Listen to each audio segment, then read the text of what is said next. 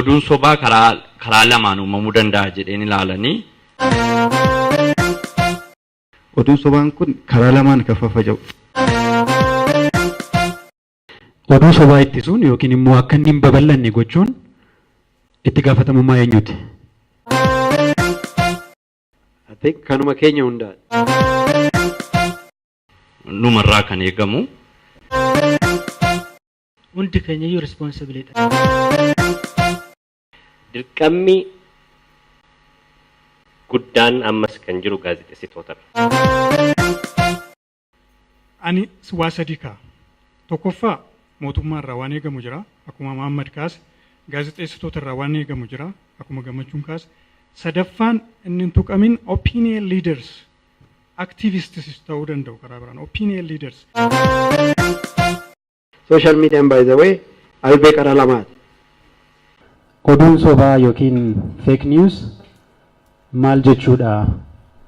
Jireenya keenya keessatti guyyuu guyyuu waan nu mudatudha moo waan orma waan irraa fagootti dhageenyudha moo yoo nu mudata ta'e immoo akkamitti nu mudata dhiibbaan isaa maa inni akkamitti ittisuu dandeenya waan jedhu ani gaaffileen qabu wal duraa duubaan nan kaasa jechuudha. Gaaffiinan kaasu irratti isaan yaada naaf kennu yaada isaan kaasan irratti immoo dabalata gara keessan dhufee isinirraa yaadan fudhadha. Waan isaan kaasan irratti gaaffis hin qabdu yoo ta'e gaaffii sana akka kaastan carraan isinii kenna. Oduun sobaa yookiin fake news jechuun mataa humti isaayyuu maal jechuudha? Wanna gama hawaasaatiin hawaasa miine achi immoo achi darbees immoo warra mootummaa wajjinis wanta keessaa ba'ee miti kanatu hojjetu wal dubbisiistee wanta sirrii ta'ee fi hawaasaaf faayidaa qabu dhimma sana irratti xiyyeeffattee dhimma sana bakkaan naagaa galma sana naagaa itti waan yaaddu hojjetta waan ta'eef sanuu hojjennurraa inni dafeeti babal'ata.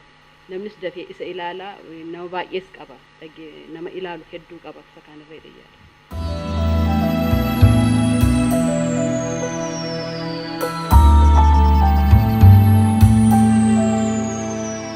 Dhuguma oduun sobaa gaarummaa qaba jedhee yaadu. Kanaaf qabiyyeen nu irratti xiyyeeffachuu qabnu dura ajandaan nu hiriyoota keenyaaf sheerii goonu kanneen akka amantii faana wal qabatee kanneen afaan sex isaa faana wal qabatee kanneen akka ethnicity kan biraa race inni jennu kun dhuguma sensitiividha. Namoonni amantii garaagaraatii kan isaan follow godhanii kanaaf amantii ilaalchisee waan nu barreessinu battala namoota amantii sana deeggaran bira yookaan immoo namoota amantii sana faana jiran bira ga'a.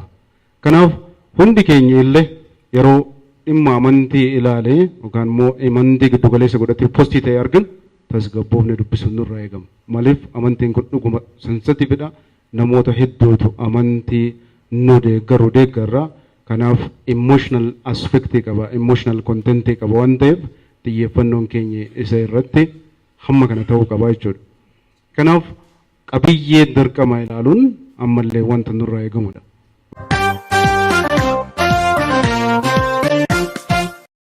Oduu sobaa ittisuun yookiin immoo akka inni hin babal'anne gochuun itti gaafatamummaa eenyuuti? Kanuma keenya hundaadha.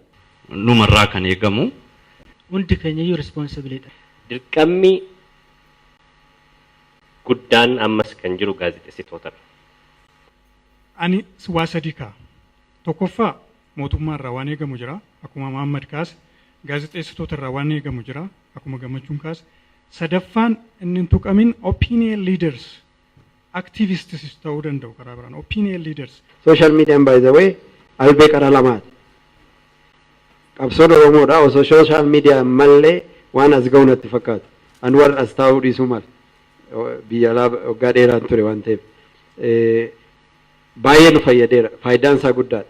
Garuu karaa kaaniin immoo dhimma oduu sobaa kana wajjin wal qabatee qarri isa qara kaanii inni qarri tokko gaariidha. Qarri kun immoo isa sirriitti nama muruu jechuudha. Reefuu biyya balleessuu danda'a, mootummaa balleessuu danda'a kan jenne san.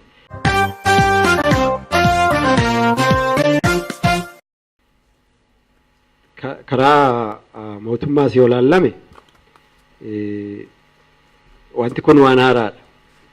Waan haaraadha wajjin biyya kana keessa uummata miliyoona 100 fi miliyoona 7tu jira.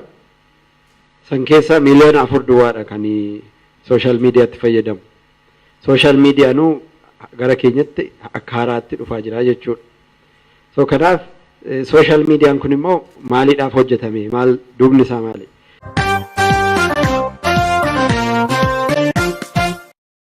Ogguu oduu tokko arginu wanna dhugaa fakkaatu tokko ogguu arginu dhugumaa wanti kun jennee malli ittiin adda baafannu tokko lafa taa'ee actively, sensitively, reflectively wanta consume goonu hunda critically callisteema amma dadamoon beeknaa inni jedheera wanti kun dhugaa ta'uu qaba jettee mawannoo hin sonteen maaf jedhe laata? Dhuguma maddi isaa maali? Nama wayitti aaree kana jedhina jettee adda baafachuu danda'u sirra jira. Dirqamni guddaan I think tokko tokko keenyarra jira jedhee yaada. Dirqamni guddaan ammas kan jiru gaazexeessitootadha. Gaazexeessaan utuu bu'aa mataasaa intarastii mataasaa oduu sana keessa hin galchiin yaada adda addaa namoota yaada adda addaa kennan dhaga'uuf dandeettii qabaachuu qaba.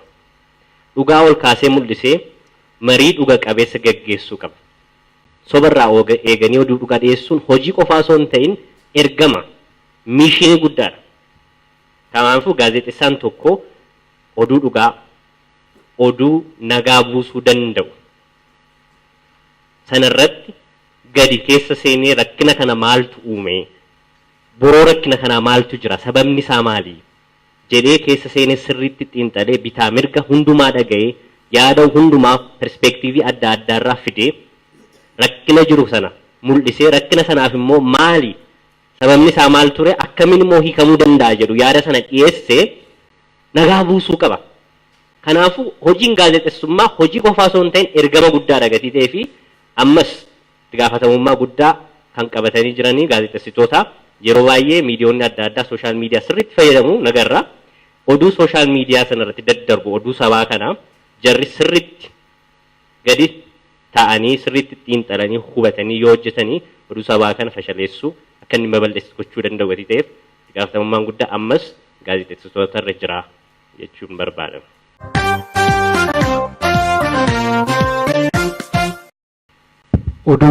Oduu sobaa yookiin fake news jennu kana kan akka tamsa'u godhu nuyidha warra social media irra jiru. Inuma gaaf kaan wanti kun oduu sobaati jennee faasheer goona. Oduu sobaa ta'uu isaa namatti himaa jirra ammoo babal'isaa jirra jechuudha waan sana. Akkamitti ittisuu dandeenya? Eenyutu ittisuu danda'a? Numarraa kan eegamu. Fakkeenyaaf dogoggoraanii tarii oduu sobaa utuu hin ta'in sheer goonee haa jennu booda dubbisnee oduu sobaa ta'uusaa yeroo barru fuula irratti qoonne sanarraa balleessuu qabna. Namoota yookaan aktivistoonni haa ta'u qaama mootummaa haa ta'u sababni isaa qaamni mootummaa dhaabbata sabaa himaa yookaan sabquunnamtii qaba yookaan communication kan jennu jechuudha. Isaan sun dursanii taatee tokko iddoo tokkotti waan raawwatame dhugaasaa himuu dadhabuun maal fidaa akka oduun sobaa uumamu godha. Hundi keenyayyuu responsibiliidha. Namni sooshaal miidiyaa fayyadamu kamiyyuu itti gaafatamummaa qabachuudha. Wanta inni barreessuun wanti nani barreessuun impaaktii maal qabaa dhiibbaa maalii qabaa kan jedhu ofirratti yaadetoo konsekensii dhufu san yaadetoo durseetoo otoo sheeriin godhin dura otoo hin barreessin dura of eeggannoo gochuutu nurraa eegamaa jechuudha.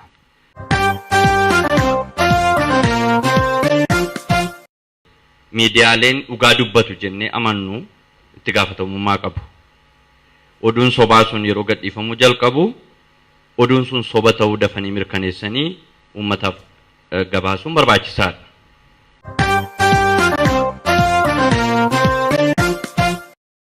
Namoota yookaan aktivistoonni haa ta'u qaama mootummaa haa ta'u sababni isaa qaamni mootummaa dhaabbata sabaa himaa yookaan sabquunnamtii qaba yookaan communication kan jennu jechuudha. Isaan sun dursanii taatee tokko iddoo tokkotti waan raawwatame dhugaasaa himuu dadhabuun maal fidaa akka oduun sobaa uumamu godha.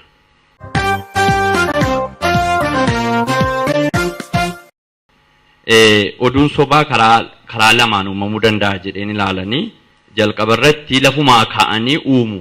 Lafumaa kaa'anii waan hin jirre bixxilanii dhiyeessuu danda'u. Isa lammaffaa immoo oduu dhugaadhaan jiru, oduu lafa jiru tokko waanuma ta'e jal'isuu danda'u.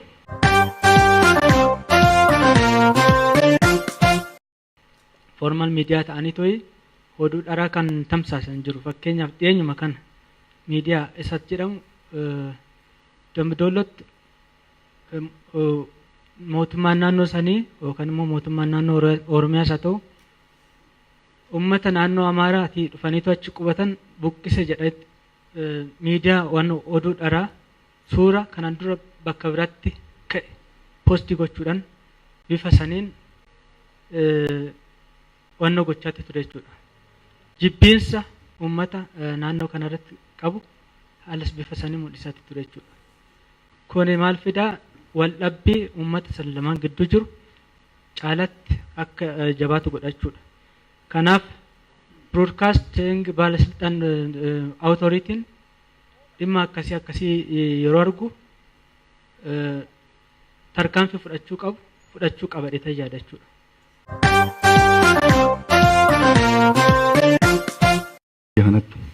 Tokkoffaa karaa marsaalee hawaasaatiin lammaffaa institutionalas ta'ee karaalee miidiyaa seeraan dhaabbatanii biyya kana keessan hojjetanitti daddarba faffaca'uudha.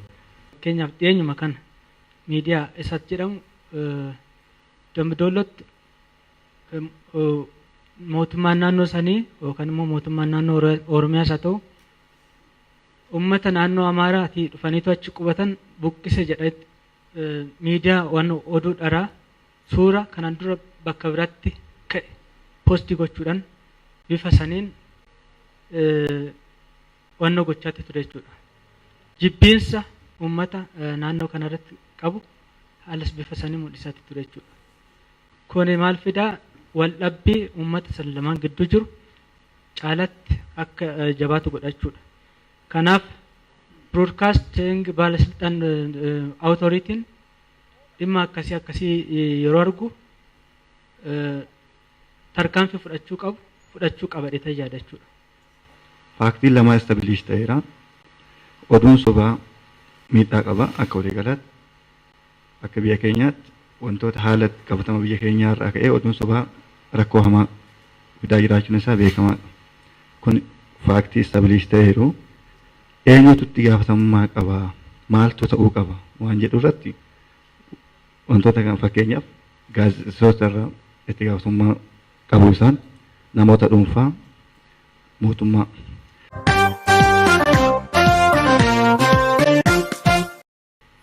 Karaa marsaa hawaasaatiin oduu sobaa daddarbu itti gaafatamummaa guddaa kan qabu fayyadamtoota.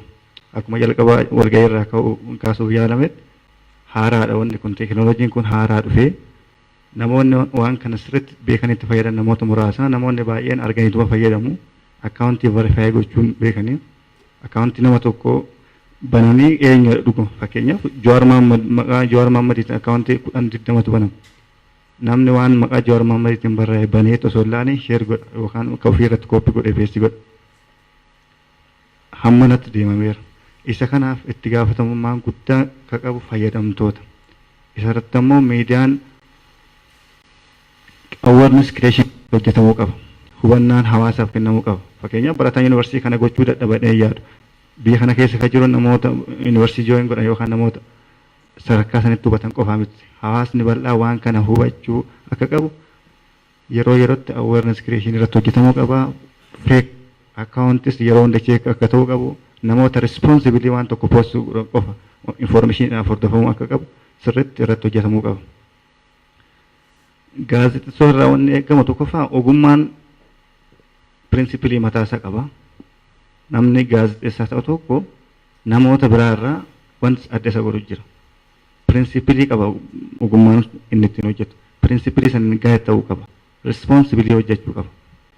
Qabatama biyya keenyaa keessatti jalqaba akkuma achirraa kaafame unifying miidiyaan hin jiru. Fakkeenyaaf miidiyaan X tokko saadii tokko qabata, Y saadii tokko qabata. the so-called national media wanna jedhullee propaganda toolidha. I believe national media wanna jedhamu kun state media unifying media ta'ee wantoota extreme point irra jiru kan lama wal fidee unify godhee giddu galeessaan hin gabaasu. Namoota muraasa yookaan garee muraasaan qabatame akkaataa barbaadanitti manipulate godhanii akkaataa itti fayyadamutti jiru biyya kanatti. Ani waa sadii kaa. Tokkoffaa mootummaa irraa waan eegamu jira. Akkuma Muhammad kaas gaazexeessitoota irraa waan eegamu jira. Akkuma Gammachuun kaas. Sadaffaan inni hin tuqamin opinion leaders activists ta'uu danda'u karaa biraan opinion leaders. Amma fakkeenyaaf yeroo baay'ee waan akkasii fake news yoo ka'u akkuma isiniin jedhe inboxiin ta'e karaa ta'e na gaafatu. Kanaaf immeejii sana reverse godheen Google immeejiidhaan reverse godhee wal bira qabee yeroo nan itti kaa'e baay'een jira jechaadha. Social media irratti maxxanee ennaa agarre nama nuti follow goonutu waan sana immoo barreesse yoo ta'e dhugaa ta'uusaa akkamitti mirkaneeffanna? Inni achirraa reefuu obboleessi keenya PhD barachaa jiru kaasisuun baay'ee barbaachisaadha. Oduun sobaa kun biyya kana keessatti akka biyya kanaatti yoo laalla ta'e wanti inni daddafee deemuuf tokko government transparency wanni jedhamu hin jiru biyyuma kana keessa. Abbaan taayitaadha hoogganaa biiroo communicationii ta'uu danda'a, hoogganaa biiroo communicationii kan federaalaa ta'uu danda'a, ministirii adda addaa ta'uu danda'a. Tokkoffaa gaazexeessaa hin baqatu, gaazexeessatti haasa'uu barbaadanii, kan isaan itti haasa'uu barbaadan gaazexeessaa isa miidiyaa mootummaatiif hojjetu sana eeganii galgala itti dubbachuu barbaadu. Gaafsan oduun sobaa kun guyyaa guutuu namni walirraa bitaa gurguraa oolee dhugaa ta'eera. Dhugaa ta'ee gabaa wal bittee addaan galteera. Namni wal ajjeesuu danda'a. Kanaaf government transparency irratti rakkoon guddaan akka jiru mootummaan karaa regulatiinii qofa osoo hin ta'in transparency uumuudhaanis gahee guddaatu sarraa eegamaa. Fakkeenyaaf maqaa Jawaariin maqaa saba akkuma hundatti kaawwante maqaa Jawaariin 20 jira yoo ta'e kan isaa onnoo bulee tokko qaba. Check markii bulee tokko qaba. Ogguu social media irra hojjettan kan isan qabne argitan riippoortii gochuu dandeessu sun tokkoon keessan. Namni mana kana keessa jiru amma osoo silkii keessan baastanii peejii isaa kan sobaa sana riippoortii gootanii feesbuukiin hin cufu. So kanas gochuu dandeenya karaa san kan Jawaar duwwaa osoo hin ta'in gaafa Addis Ababa Yuunivarsiitii jedhanii bananis isa sanis gaafa BBC Afaan Oromootiinis jedhanii banan akkasumatti riippoortii gochuudhaan qooda keessan bahuu dandeessu jechuudha. Tokkoffaa maddi isaa maali kan jedhu. Mata duree ilaalcha sheerii gochuu har'a boodan godhina warri as jirtan. Jijjiiramni asumaa jalqaba waan ta'eef ani mata duree ilaalee waan tokkollee sheerii godheen beeku. So isinis har'a booda daraa keessan mata duree ilaaltanii sheeriin godhina tokko. Erga keessa seentee dubbiste immoo maddi isaa maali? Eenyu obeeffateet gabaase? Eenyu obeeffatee gabaase kan jedhu soorsii isaa ilaalu. Kan biroo eenyutu immoo maybe BBCnis dogongoruu danda'a. Abbamti fedhe Aljazeeraanis CNNnis yeroo baay'ee dogongoruu danda'u jarjara keessa. Garuu dhaabbanni biroodhaa kana gabaaseera jedhanii laaluu. Ultimately gaazexeessummaa keessa maaltu jira? Yoo haati teessii jaaladha jette maaliif jedhii gaafadhuu siin jedhan. If your mother tells you that she loves you, check it out. Jedhan. Asitti akkas jettanii barsiista yoo ta'e beeku barsiisa dhiifama. Innaa yoo sirrumatti yoo dhugaa fakkaate, if it is too good to be true, it's probably fake. So san sirritti laaluu barbaachisa. Kanaan achi eenyu oduu sana kan gabaase maddi isaa duraa eessa? Facebook irratti amma sarchii gochuu dandeessu. Facebook irra wanti namni baay'een hin beekne oduu kana dura eenyutu maxxanse kan jedhu laaluu yoo barbaadde sarchi injiiniin isaanii cimaadha. Twitter irrattis akkasuma, YouTube irrattis akkasuma, Google irrattis akkasuma. Dura eenyutu baasee eessaa ka'e kan jedhu sana laaluudha. Kanaa wal qabatee yoo akkuma asii kaa ture footoo qabaata ta'e reverse image search gochuu. Kanaan achi kan biroos jira. tinyeye.com jira. Tuulee adda addaa jira kan ittiin checkii gochuu danda'an. Ultimately passively waanuma argitee waan si fakkaateef waan miira keessii tuqeef confirmation biasii sana biasiitti qabdu sana waan si dhugeesseef wannoo gochuurra laaluu supporting sources isaa laaluu guyyaa isaa laaluu. Fakkeenyaaf engadda waama geediyoo kana kan faanaan baase footoo waggaa 2 dura ta'e akka bara kanaatti itti fayyadaman. So waan akkasiisan daqiiqaa tokko keessatti yeroo daqiiqaa tokko hin geenye keessatti adda baafachuu dandeessa. Adda baafattee immoo achitti dhiisuu osoo hin ta'in atis nama si hordofu qabda waan ta'eef akkuma barsiisan wal bira qabee baasee jedhe kana hundi keessanuu sheerii gochuu namni biroo akka dhaga'u gochuu. Madda feek niwusii kana maal ta'uu danda'a waan jedhu sana seecaanii yoo adda baafatan kan hambisuun hin danda'amu. Madda isaatti akka kootti kan ilaaluu barbaadu maddi sun eenyudha kan oduu kana tamsaasaa jiru eenyutu poosti godhe seedhu sana adda baafatan yoo ilaalan akkasumas immoo qabiyyeen oduu kanaa maalidha yoo fakkeenyaaf akkuma asii kakka'aa ture wanta saba tokko ilaallatu yoo ta'e saba sanarratti maaltu yaadameeti waan jedhu erga xiinxalanii booddee kontentii odichaa ilaalanii yoo dhuguma wanti sun wanta amma ta'aa jiru yoo ta'e homaa miti yoo poostis godhanii garuu immoo oduu sobaati jedhamee madda sana ilaallatanii maddi isaa sun sirrii miti taanaan sana seecaanii ilaallachuun barbaachisaadha waan jedhumaaf malee. Keessummoota koo warra asitti argamtanii yaada naaf laattan Gammachuu Baqqalee, Mahammad Adamoo, Tsahaay Daamtoo maqaa BBC Afaan Oromootiin guddaan isin galateeffadha. Isinis warra asitti argamtanii gaaffii kaastan yaada nuuf kennitan akkasuma immoo as teessanii waan hirmaattaniif baay'ee isin galateeffanna. Sagantaa kana akka qopheessinu kan nu gargaare Yuunivarsiitii Finfinnee mana barnoota gaazexeessummaa fi kominikeeshinii illee isaanis baay'ee galateeffanna.